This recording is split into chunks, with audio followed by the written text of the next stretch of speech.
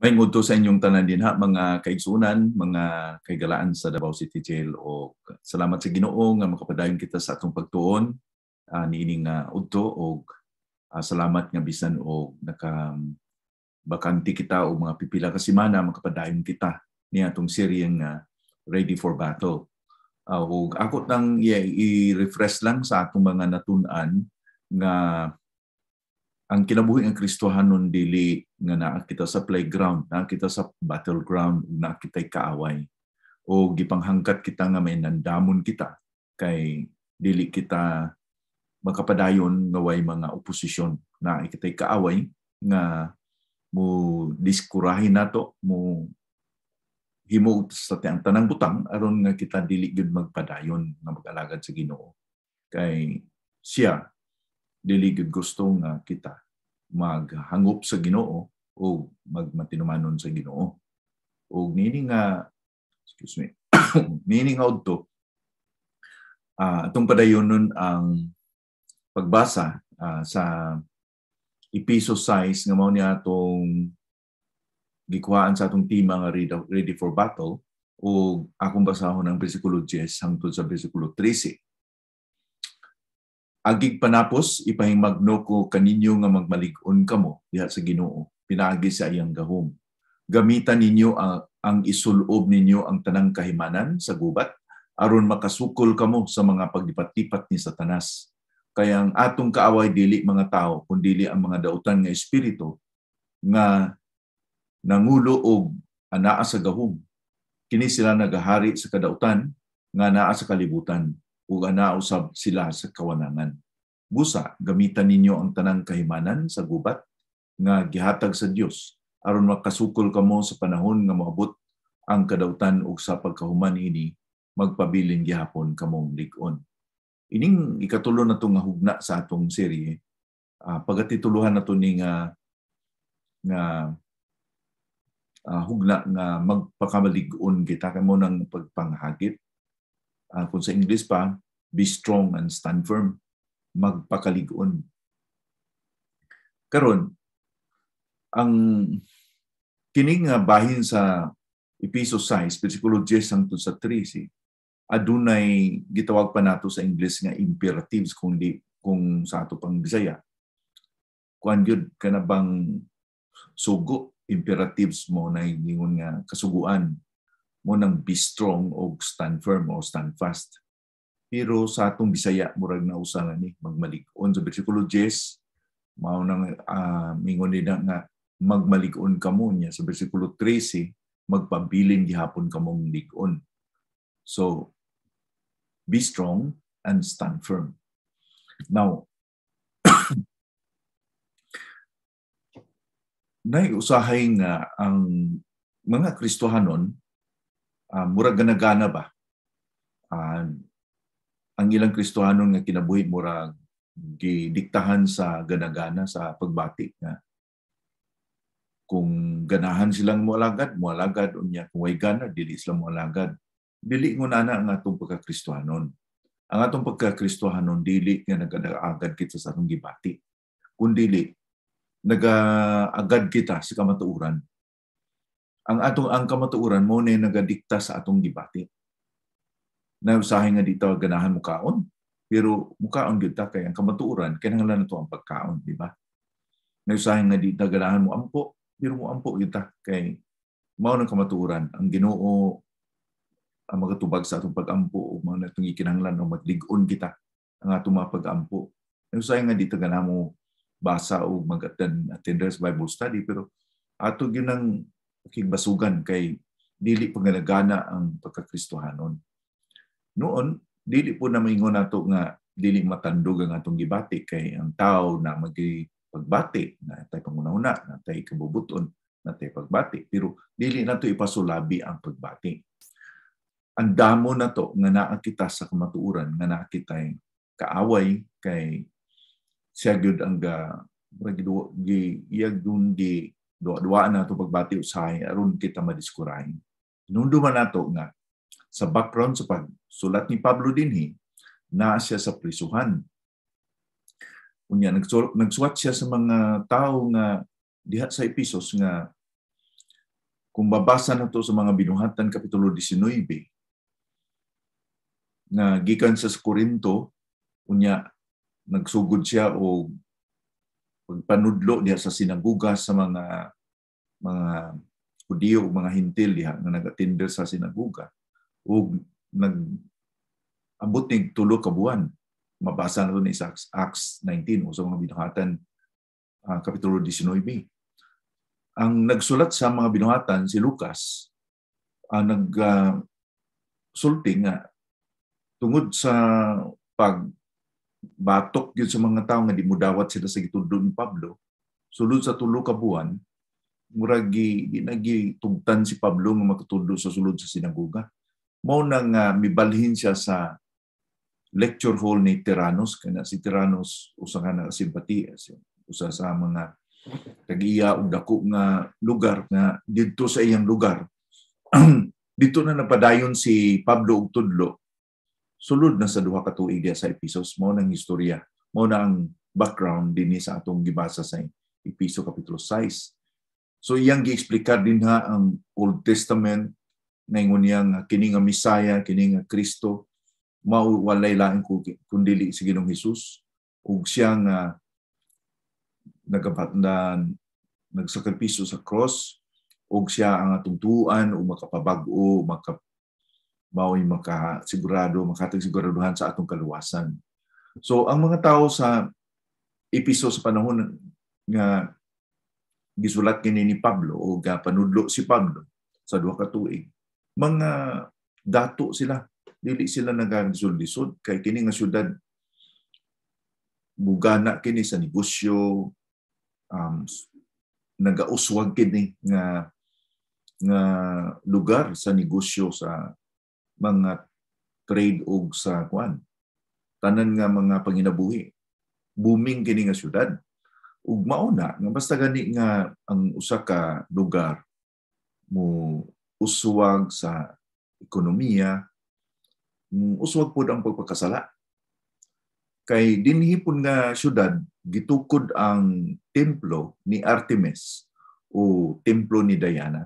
Kini mo'y usa sa pinakanindot nga building sa una nga murag one of the 7 wonders ni nga gihugupan sa daghang mga pagano.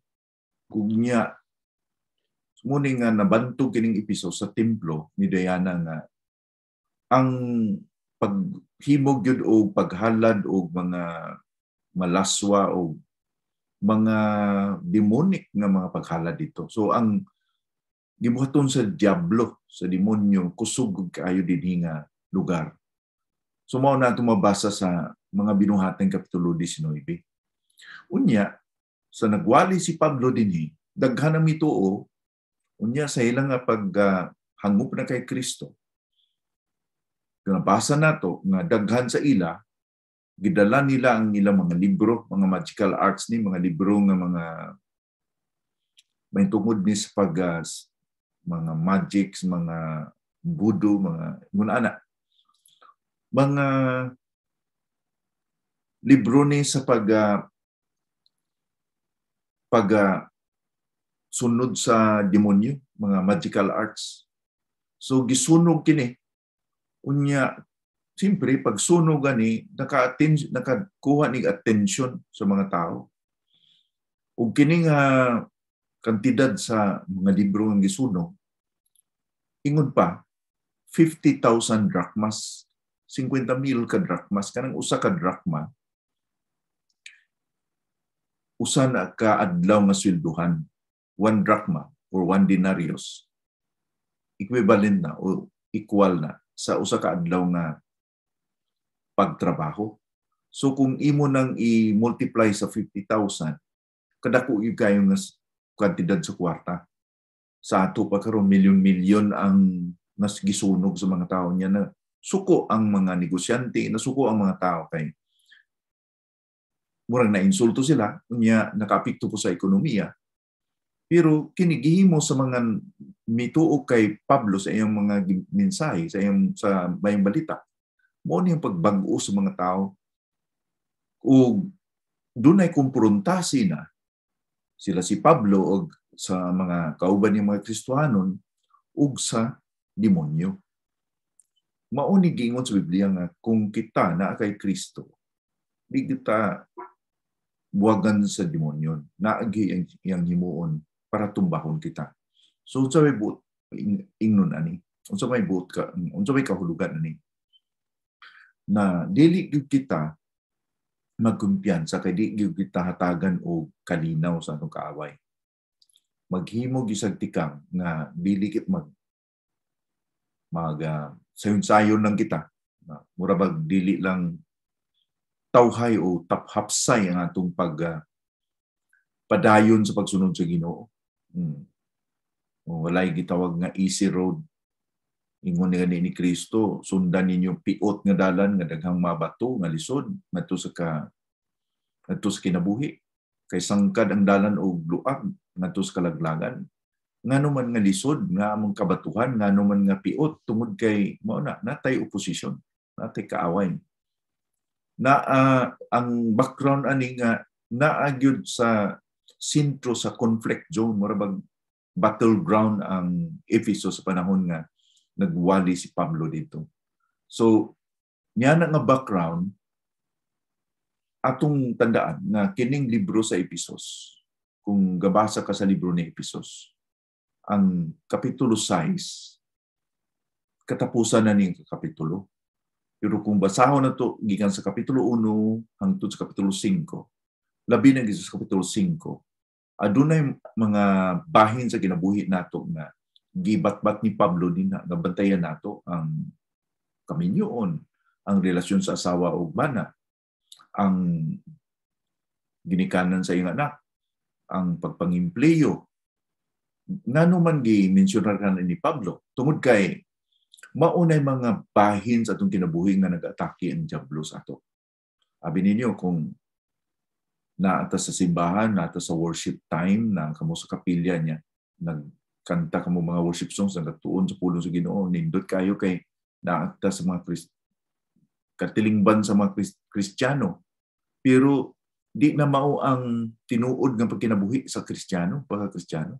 Ang tinuod nga pagkinabuhi sa Kristiyano, kung naa na kita sa atong pakigsanilayo, sa atong mga pagkilambigit sa komunidad, kung sa inyo siguro nila, kung tuan na mo sa inyong mga bunk bed, sa inyong mga silda nga kauban ng mga dili mga Kristohanon yung mga kaubanan, o maunay ang tinuod nga sukod sa atong pagka-Kristohanon, unsaon nato pantay nga ang atong testimonyo, ang atong pagka-Kristohanon, magpabiling kita nga suga o asin sa kalibutan. Ang pagka-Kristohanon dili sa sulod sa simbahan, sa building sa simbahan, kundi sa diha sa pag sinalayo o pag-updanay sa bana o asawa, naa sa kalibutan, naa sa marketplace. So, mo bitaw ni ingon ngano man gyud nga lisod man gyud ang among relasyon sa akong mga anak, naagi problema sa among asawa tungod na kay nagpigibisog kita sa dili makita nato nga kaaway nga nagagamit sa kaluyahon nato. Atong hinumduman nga atong kaaway dili ang atong asawa, dili unod ug dugo, dili tawo, kundi siya ang atong kaaway. Gigamit lang ang kaluyahon sa tao. So, bantayan nato ni kay mao ni gusto sa atong kaaway nga ugnan gyud kita nga dili kita magkakinabuhi nga mahimayaon sa tubangan sa Ginoo. So dili kita magpa-discourage kay ngano man madinalag-on man kita imo gani si Juan nga mas gamahanan siya nga naa kanato nga kay niya nga naa sa kalibutan. Diha sa 1 John 3:8 or sa John 3:8, 1:3:8. Ang rason nga ang anak sa Dios miabot sa kalibutan aron iya gubon, buntugon ang gihimo o mga gibuhaton sa diablo. So, pag-abot ni Ginoong Kristo sa namatay sa krus ug nabanhaw siya gikan sa kamatayon, ang gahom sa kangit-ngit ug gahom ni Satanas napildi na o nabuntog na niya. Pero positionally, nabuntog na ang Diablo, murag sentensyado na siya, pero mura bagingon na to nga gitagaan pa siya glugway ba, murag siguro sa kuan pa sa termino pa nato din sa sulod nga priso kabalyero, mura bag sentensyado na, pero tagaan pa gyapon panahon nga makig halubilo sa komunidad. So ang Diablo sentensyado na siya sa pagkamatay ni Kristo, labi na sa pagkabanhaw ni Kristo. Gibuntog na siya. Wa na siya gahom. Pero wa pa siya gitambog sa linaw sa kalayo sa impyerno. Napay gitawag nga last judgment. Pero Kristo Kalbalyero pa siya, naghimo pa gyapon siya kasamok ni kalibutan, gihitugot sa Ginoo na. Nya. Mao na nga atong hinunduman nga ang kinabuhi ng Kristohanon naapagyapon kitay mga temptasyon. Kaya nakakita sa unod nun nato, napagitay tempter na mauna sa ang Diablo o ang mga demonyo. So, ang unang imperative, ang unang sugo na to, be strong, magmaligon. Versikulo 10. Para kay Pablo, dili ni nato baliwala gyud. Kada adlaw ato gining tamdan nga napikigbisog kita. Atong tandaan nga ang giingon ni Pablo nga magpalig-on kita o magmalig-on kita tungod kay ang gahom dili gikan sa atong gahom, kundi gikan kaniya nga ni anak kanato, di ba? Kung ang sa atong pagdawat ni Ginoong Kristo Ginoong maluluwas, ang balaan nga espiritu nagapuyo na sa ato kasing-kasing, mao na ang giingon ni Pablo sa 1 Corinto 3:16 nga nanahan ang balaan nga espiritu kanato.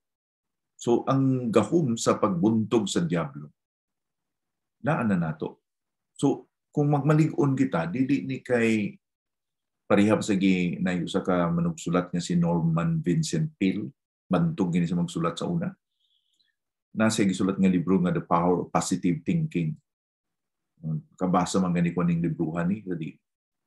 Pero dili ni mao ang iyang ginatudlo nga mag-positive thinking lang kita, kundi kaya ang power of positive thinking, ang iyang gitudlo nga ligon ka.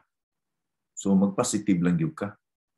O hinunaon nimo nga makabuntog ka sa tanan nimo mga problema.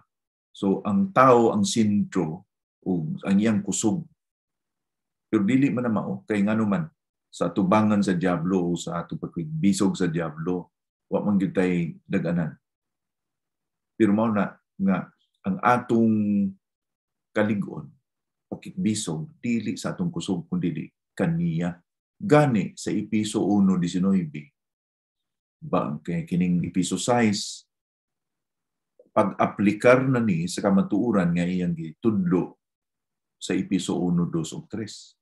Particularly sa Episo 1:19, naipag-ampo si Pablo sa mga Kristohanon. Ngayon niya, giampo ko usab nga masayran ninyo nga dili matukngan nga gahom sa Dios alang kanato nga nagatuo kaniya kini nga gahom. So dunay dili matukngan nga gahom. Giampo ni Pablo nato kini masayran. Kanang pag masayran makaibahibalaan na to. Dili lang niya may balaan nga ang kabalo nga presidente sa Pilipinas karon si Presidente Duterte, dili lang yung anak kundi ma-experiensyahan. Itawag niya sa English pa, experiential knowledge. Mauna si Kristo nga puyo sa ato kasing-kasing sa persona sa balaan nga espiritu. Now, tandaan nato nga ang Diablo maayo kay mulingla kanato nga usahay moingon kita nga wa ang Ginoo kanato pero ilinglahon lang kita murag limot aron malimot kita nga naa kita niini nga mga kamatuoran. Abi ninyo ang iya lang yun nga hinagiban ang pagdaya, ang paglimbong, pamakak. So kumutuo kita sa iyang bakak, diha na kita madala sa iyang mga pangpangdaraya. No? So ang ato nga nyunduman, ang kusog na sa pagkig-away, batok sa ato kaaway, sa kay Kristo lamang. So, mao nang sa Filipos 4:13 nga, paborito nato ng mga bersikulo nga ingon nga, I can do all things through Christ who strengthens me. Mahimo ko ang tanan, pinagi kang Kristo na naggalig-on ka nako. Mahimo ko ang tanan, dili na ingon nga, kung gusto ka mo adto sa buwan, mahimo nimo na. Kundi mahimo nimo ang pagkinabuhi nga Kristohanon nga dili ka man buntog sa diablo. Ang kinabuhi nga mahimayaon sa Dios. Ug diha sa bersikulo 13, mao ni ikaduha nga imperative niya nga magpabilin kamo sa pagpalig-on, stand firm. Okay? Be strong, stand firm. May usa ka manugsulat nga in-check si Watchman Nee. Ingon niya nga ang Kristohanon daw, ang hulagway sa Kristohanon mo nga galingkod, galakat ug gatindog. Sitting, walking ug standing. Ang paglingkod gingon sa Biblia, labi na sa Biblia sa Episo na nagalingkod na kita sa kalangitan uban ni Kristo. Sa Episo 2 mabasa na. Muna nga atong posisyon, no? May posisyon kita nga nagalingkod na kita na kita sa Ginoo, posisyon na li. Sa Episo 4, walk according to the way that, according sa saad sa Ginoo, according sa kamaturan. So, maglakat kita nga gina-claim na to, ginahawiran na to ang kamaturan ng saad sa Ginoo. Unya, tindog, nga, pag tindog mo niyang bahin nga din, o atakihon kita sa diablo, di kita mo atras. Ang Kristiyano nga kinabuhi, dili dapat nga mahulga kita sa diablo. Tindugi. Okay? So, unsa ka na ito pagtindog? Mo naging sa bersikulo 13 nga isulob ang hinagiban sa Dios. Okay? Take up the armor of God. Isulob. So, buting nun nga naanatay nagiban, pero natay bahin nga isulot. Naibalansi ani. Dili lang kita mulingkod unya magbinalag-on sa atong kinabuhi Kristohanon. Gitawag na nga passive nga pagkinabuhi. Kundi may balansi, may gihimo ang Dios, may himuon pud ta. Okay? Dili ni sa nga bahala ng Dios kitang mga Pilipino, ingon na ba kita nga bahala ng Ginoo, mulingkod lang kita, matug nya may himuon. Di na mao. Passive ka na nga panguna-una. Di pud eksakto nga kaya ko ni nga di ta mag-ampo, di ta mosalig sa Ginoo. Kay panghinambog na pud na. So ang balanse mo ni gingon din na sa Filipos 2:12 ug 13. Duha kay makuha sa Bisaya kay sa Bisaya basahon ko lang gihapon sa Bisaya. Filipos 2:12 ug 13. Paningkamuti ang inyong kaluwasan nga may pagtahod ug kahadlok sa Dios.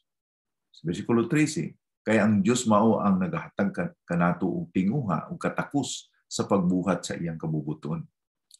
Kanang bersikulo 12 diha sa Filipos 2, kung na mo yung mga Biblia, kanang paningkamuti ang inyong kaluwasan. Sa English na work out, dili work for, kundi work out your own salvation. Now, kung ingon tag paningkamuti, mura pag, kinahanglan di kung maningkamot para sa akong kaluwasan o makaanggon ko kaluwasan. Mao na bitaw na sa English, work out. Kay ang pag-work out, kung ang usa ka muscle builder, madto siya sa gym, mag-work out siya sa gym, na siya muscle. Pag-abot niya sa gym, mag-work out siya aron mudako ang iyang muscle. So buting nun nga, nanatay kaluwasan. I-exercise ng imong kaluwasan pinagi sa pagtuman sa kabubuton sa Ginoo. Pagtuman sa iya pulong. Aron mudako ang imong mulig-on ka ba? So, buting nun nga doon na kita responsibilidad nga ang kamatuuran nga kita luwas na anak na kita sa Ginoo. I-exercise na nato kay positionally anak na ta sa Ginoo. ikinabuhi na to na nga anak kita sa Ginoo. So balanse ni kitungod sa bersikulo 13, ang Dios mao ang naghatag kanato og tinguha og katakos sa pagbuhat sa iyang kabubuton. So buting nun, kung tinguhaon nato nga i-work out ang ato kinabuhi ng Kristohanon, dili kita magasalig sa atong kaugalingong kusog, kundi pinaagi sa saad sa Ginoo nga siya ang naghatag kanato og tinguha ug katakos sa pagbuhat sa iyang kabubuton. So working out working out what He is working in. Kung unsay gihimo sa Ginoo sa atong kinabuhi, muna i-work out na to. Kay may gihimo sa ang Ginoo sa atong kinabuhi, ipadahiyag na to, i-work out na to. So, ang kinabuhi ng Kristiyano daily up and down. Dili gana-gana sa among gingon ba din nga say gana, dasig ta kaayo, dagana niya. Pagkasunod, hagba na punta di sa law, up, down, up, down. Di na mao ang hulagway sa Kristohanon, kundi in and out. Ang Ginoo nagalihok sa ako kasing-gasing, nagahiti. May gihimo ang Ginoo sa akong kinabuhi, akong i-work out. Kaya nagahimo siya. Dili niya akong kusog, dili sa akong maayong laki, kundi sa iyang pagkagamahanan sa akong kinabuhi. Kunya, si Pablo, mao na no, magtindog kita tungod kay naatay hinagiban. Natay armor. So ang giingon din ni Pablo nga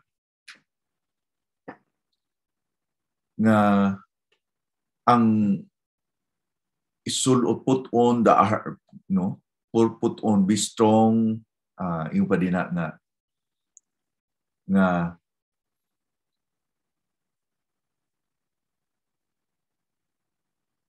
okay. Take the full armor of God. Okay, ang gi-address ni Pablo ani, dili individually kundi collectively, plural man. Ang gigamit ni Pablo dinhi kamong tanan. Okay? Take the full armor of God, kamong tanan. Kitang tanan mga sundalo kita. So kung kadawat kita ni Ginoong Kristo, Ginoong Manluluwas, automatic nga na-enlist kita sa army sa Ginoo. Na kitay giandam sa Ginoo nato nga armor. Unsa man nga armor? The full armor of God. Simple, mao ni nga atong pagtuo sa gospel. Mayong balita. Na ang gihatag sa Ginoo kanato, okay? Ang gipadayag nga kinabuhi ni Ginoong Kristo nga iyang gihimo sa cross ug sa iyang pagbanhaw sa gikan sa kamatayon, mo ning gospel. Regalo ni sa Ginoo kanato. Okay? So mao ni ang ato nga hinagiban. Isulot nato naa sa Roma 13 bersikulo 14, Romans 13:14 nga put on the Lord Jesus Christ. Do not allow the flesh to gratify its own desires. Kung isulod na to si Ginoong Kristo, dili na to pagtugutan nga ang kailibgon may magahari sa itong kinabuhi. Gusto sa yawa na di na to isulog, i-appropriate ba? Morbag, naa na si Kristo, gasa na to, si Kristo naghatag na to gahom, na nang balaan ng Espiritu, ang ato na lang, gamito na to. Noon sa man, kung tagaan kag 45, niya na kaaway, niya di mo pabuthon. No? Imog yung ition na sa kaaway, niya pabuthon. Kaya kung tagaan tag 45, kaya para pang dipinsa na to, ato yung gamiton. Mo din nga, naagisang kapan na kitas tanan, pero gamiton na to sa pagtuo. The faith sa gihatag sa Ginoo kanato, that is sa gihimo ni Kristo Jesus sa cross o sa pagkabanhaw niya o sa iyang pagkatao o sa person sa Banal Espiritu nga nagrepresentar kaniya kanato, mauna siya ang atong hinagiban. I hope na klaro na Ang gusto sa diablo nga iabandonan nato ang kamatuoran. Kay kung malingla kita, di na kita mahupot sa kamatuoran, musunod na kita sa iyang pangabakak, di ba? Kung di ka muhawid sa kamatuoran, buting nun, ang gihawiran, bakak kasinungalingan. Okay? Kung kasinungalingan ang gihambin sa usa ka tawo, wa siya mo dawat sa kamatuoran. Kinsa man kamatuoran? Si Kristo. I am the way, the truth. Diba? So, na yung mga tao nga nagsigig attend o Bible study, nagsulod sa simbahan, pero wala nagbasa sa Biblia. Sulod lang sa binilang ilang pagka-reliyoso, mao na ang pagka-Kristohanon.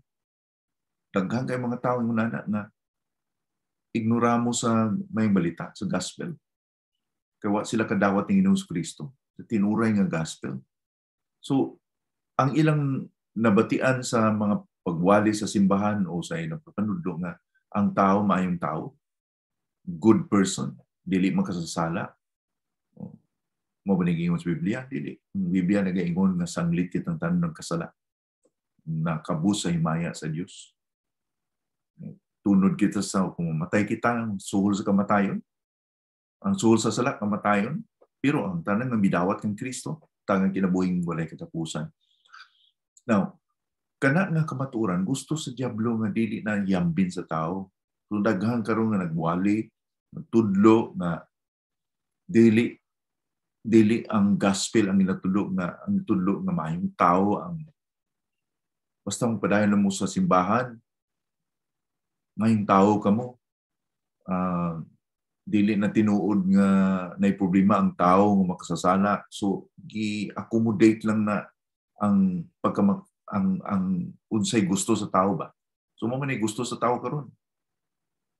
Di sila gusto nga sabdungon or ikumpronta ang ila pagkamaksasa. So ang atong batunan na ang yawa ang nakabuntog sa yawa maulang yun na ang kamatuuran sa gihimo ni Kristo sa krus o sa pagkabanhaw. O magpadayon kita sa kinabuhi ng Kristohanon ug maora po na makabuntog kaniya. O mao'y makahatag ka nato kalig-on nga makapadayon kita. Dili kay nagdawat kita ni Kristo niya biyahan ato siya unya maning kamot tas pagpadayon sa pagsunod niya dili na maong pagka-Kristohanon. Gisugdan ni Kristo sa grasya sa Dios. Siyan mao ng grasya. Padayon ni Kristo na nga naa nato sa persona sa blaan nga espiritu. So tinautunta nga sa ako pag-review nga dunay duha ka imperative sa atong pagtuon karon, be strong and stand firm. Okay. Ug magmalig-on kita sa unsang sa diin tungod sa armor nga gihatag kana nato sa Ginoo. Sa simple kaning armor, kaning hinagiban, kaning isulod nato. Mao ni ang the reality, the totality of the gospel message nga mo'y nakaluwas nato. Mao po niya kamatuoran na makalig-on ka nato, pagpadayon ka nato. So giulagway lang kini nga parehas sa mga Roman soldier nga nagasulod og hinagiban para masabtan sa mga tao na itong panahon na para magmalig-on kita. Kinahanglan nga ang atong imahin parehas sa Roman soldier nga nakasulot og complete armor. Nga bisang saon siya og tigba sa kaaway, pana sa kaaway, di siya mamatay. Nakapadayon siya tungkol kay giprotektahan siya sa iyang armor. So, natunta nga makahatag nato ni o kadasig sa atong pagpadayon. Ato ni padayon sa sunod nga adlaw, magampo kita. Ginoo, salamat gyud sa imong pulong. Iya mo nabatian ini nga udto. Bendisyon ni kini Ginoo, panalangin kini sa among kinabuhi. Unta kini magpabilin sa among kasing-kasing ug hatag kanamo kalig-on. Kadasig labi na gyud sa kamatuoran Ginoo nga naa kami sa konflikto, naa kami sa pakigbisog batok sa mga kaaway. Pero salamat kay kami nag-aaway nga we are fighting from victory. not for victory, kundi madinalago na ikaw sa among kinabuhi. Gusto lang ikaw, Ginoo, nga mo kaning i-appropriate, amo kining i-aplikar sa inadlaw na mo panginabuhi. So, kinita na ang giampo sa ngalan ni Kristo, nga mo Ginoo manluluwas. Amen.